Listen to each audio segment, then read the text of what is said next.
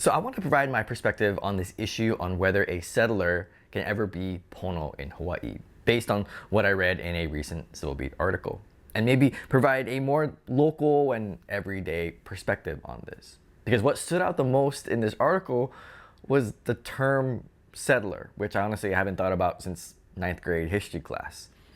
And as I entered this discussion, it kind of feels like I'm this Japanese guy standing way over here off to the side, and I see these two Hawaiian brothers, and they're arguing, and they're ready for scrap. And I'm thinking to myself, bruh, should I step in or just let them bang it out? I just gotta step in. Hello from Hawaii. So I'm gonna be talking about what some might consider or categorize as a Hawaiian issue, not a local issue. And as a non-native Hawaiian, but someone who was born and raised here in Hawaii, if that disqualifies me from talking about this, then okay, I guess this video is not for you. But in Hawaii, on any social issue, I feel like you also need the local perspective as well as an outside perspective because of just how things are here. And to limit the discussion to just one perspective, whatever that perspective may be, is really doing a disservice to the discourse. So first, some context on the article itself. It's about two social media influencers in the native Hawaiian culture space who have differing views of settlers in the context of Hawaii today, i.e. people who move here from other places, and if those settlers can ever be Pono, or right, or accountable, or the other over 80 ways to describe that term. Now, one of the influencers thinks that yes, settlers can be made Pono through education, understanding trauma, understanding values, and acting on behalf of Hawaiian sovereignty through political activism. The other one disagrees, stating that there is no truly Pono way to occupy stolen land. So if that's you, I'm sorry, but you out of luck. And also note that one of the influencers happens to just offer a paid course that you can take to learn more about all of this and to set you on that right path to becoming Pono. It's $250. Now in the article, both of the influencers define the term settler and Pono, and so I'd like to offer my own definitions to get into this discussion. And again, I'm just one local guy who in grad from public school. Let's start with the word settler.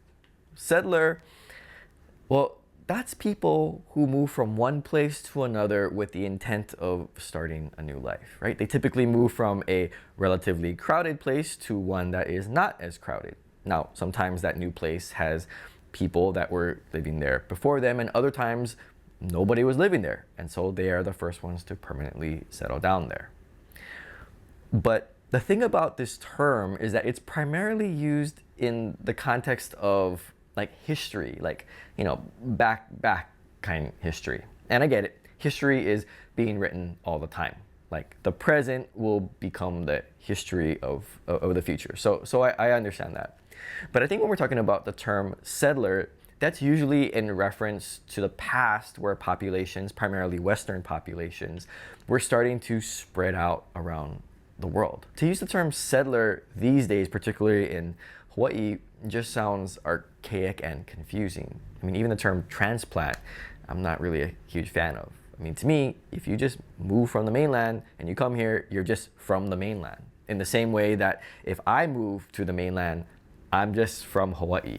I'm not a transplant. By the way, side tangent about transplant. I know that it's a popular term used more these days in Hawaii for people who move here. But I'm just trying to imagine, okay, just try to imagine here. All those local people, right? All the people that are leaving Hawaii and let's say they're going to places like Henderson, Nevada, or the West Coast. Now imagine if all those locals, right, our local people, right, they're going away. Imagine if they get the label transplant and it just hovers over their head for like the rest of their lives. At some point, it's like, bruh, yeah, I get it. I'm not from here, but I'm living here now and I'm trying to make this place home. You keep calling me transplant and it just seems like I'm never gonna be in your little club. Okay, side tangent over. But this whole thing makes me wonder now if I am a settler since I'm not native Hawaiian. Oh, I don't think so, because I was born and raised here in Hawaii, and so I wouldn't consider myself a settler, although based on the definition provided by the two social media influencers, I suppose I could be considered a settler. I'm just fourth generation Japanese, so I guess that makes me a descendant of settlers. So referring to people who move here today as contemporary settlers just doesn't make any sense to me. They aren't settling anything. A settler is like the Pilgrims or the people who started to move out west in the US in covered wagons. Those are settlers. That Smith family who moved into Kaka'ako, yeah, that's not the same thing. So if settler is supposed to categorize people to make it easier to identify them, then I guess mission accomplished. But at that point, you might as well just use the word colonizer, which some people do use, by the way. But for me, and I think many other local people here in Hawaii, you're not a settler or a colonizer just because you move to Hawaii from someplace else. You're just from the mainland. And it doesn't have to be that complicated. I mean, in fact, isn't the use of terms like settler and colonizer further creating a separation between those people and us? Like, you can be labeled a settler, but if you are a settler, then you'll probably never be considered local or whatever that equivalent term would be.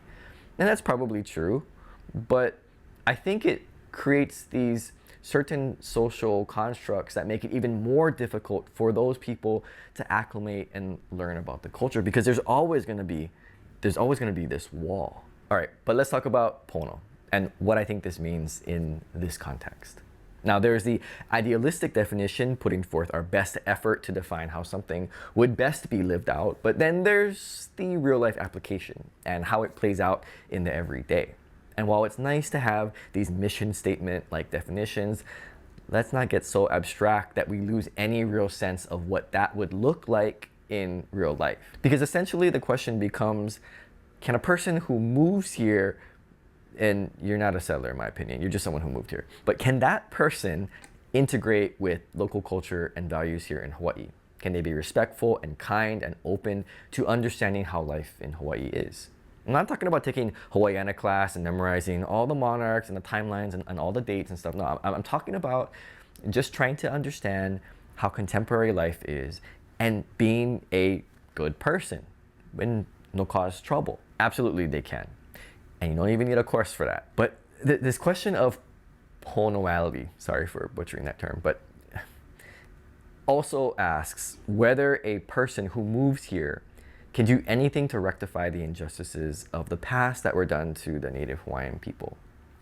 Now, not to get too religious here, but it almost seems like it's some kind of great sin that you have to make up for because of what happened in the past. And is there anything that you can do to correct that sin? And the answer is no. Not just because it would be impossible to quantify that in any meaningful way to ensure that all Native Hawaiians, both present and in the past, receive the appropriate compensation. But, and hear me out, that person, that individual, didn't actually do something. Now, sometimes I feel like this concept is hard for people to understand, and maybe I need to be enlightened and further educated on why a person who had nothing to do with the injustices of the past has to somehow pay for those injustices, as well as know that they are supposed to pay for those injustices. But why? What did that person personally do? And how does that make up for anything or everything?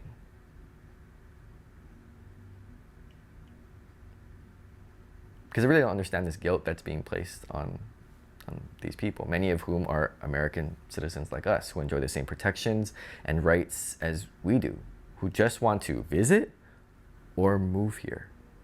Like, sure, if maybe they themselves personally did something to harm Hawaii, steal land or do some kind of shady trading, okay, that's a little bit more reasonable. But what is the point of holding all of these people symbolically responsible for something that they had nothing to do with?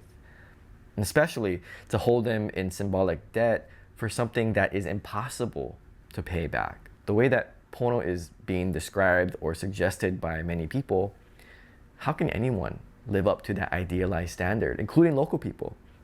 And who gets to determine what actions and behaviors make the cut? Now, one of the things that I can appreciate is when local people take a stand and point out certain injustices, and that's absolutely fine. But I'm always cautious to take it to that next level of seemingly hatred that some of these people display, because if we're going to expect certain behavior from others, whether it's a visitor or a person who's moving here, then I think we better hold ourselves to that same standard when we visit, when we move to other places, even when we live here. And to do otherwise is frankly hypocritical of us. And ironically, how is that Pono? So what can we do instead, right? I really like what Neal Milner put in his follow-up article to that first article. His main point is that Pono is not something that you learn through abstract academic instruction or coursework, but something that you develop through everyday life in Hawaii. And the act of development, by its nature, it takes time. You gotta give people time and chances to develop that. It takes them time to live here, to drive in traffic, to talk to people, for them to eventually get it. But you gotta give them a chance. You gotta let them make some mistakes and learn, because that's how people learn through life experiences. Because all that book knowledge that you may have about Hawaii or Hawaiian history, it's not really gonna help you as much today as just being here, talking story with people and getting to know them and the local culture. Now, if you want to take the class on Pono to make yourself feel better, go ahead. That's fine. But I agree with Mr. Milner on his conclusion. Just live here, interact with other people, and you'll figure it out. I think we like to talk about things in complicated ways, and yes, life in Hawaii is complex. That's why I like talking about this stuff. But it's not something that is often on the forefront of everyone's mind. It's kind of like how you don't really have to think about breathing every time you take a breath, despite the respiratory system being very complex. And if you come here and you live here, you'll see. Thanks for watching, and aloha. Hello